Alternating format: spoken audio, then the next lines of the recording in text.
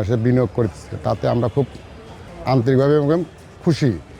এই দেশে ওই টাকাটা দিয়ে দেশের উন্নয়ন হবে, জনগণের কাজ হবে।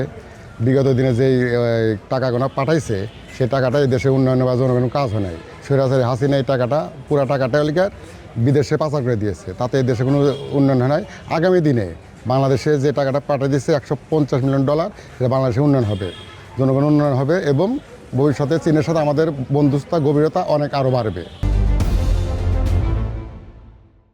বাংলাদেশে চীন যে $150 মিলিয়ন যে বিনিয়োগ করবে, এই টাকা যদি বাংলাদেশে বিনিয়োগ করে তাহলে বাংলাদেশের অনেক বেকারত্ব, তরুণদের জীবনযাপন উন্নত মানের হবে এবং এই বাংলাদেশে এই যে টাকা বিনিয়োগ করবে সেই টাকা দিয়ে যদি বাংলাদেশে অনেক মিল ইন্ডাস্ট্রি, কলকারখানা স্থাপন হবে।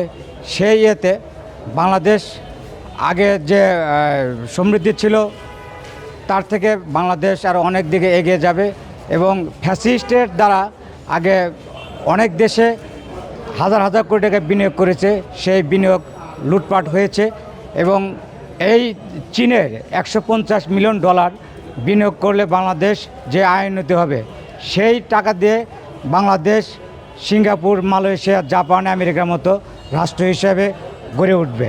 $150 মিলিয়ন আমাদের বাংলাদেশকে সহযোগিতা করতে চাচ্ছে।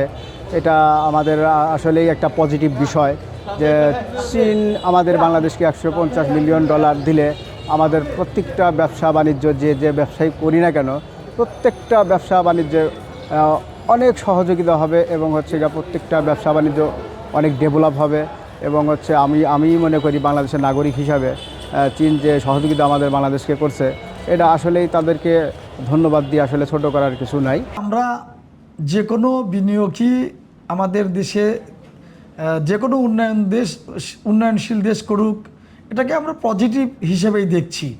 আমরা ব্যবসায়িক হিসেবে যেটি আপনাদের কাছে বলতে চাই, সেটা যে কোনো উন্নয়নশীল রাষ্ট্র হোক, আমাদের দেশে বিনিয়োগ করার জন্য যদি অর্থ বরাদ্দ করে সেটাকে আমরা পজিটিভ হিসেবেই দেখব। এই বিনিয়োগের মাধ্যমে আমাদের দেশে কলকারখানা স্থাপন হবে, আমাদের বেকারত্ব দূর হবে, এটা আমরা অবশ্যই পজিটিভ হিসেবে দেখি।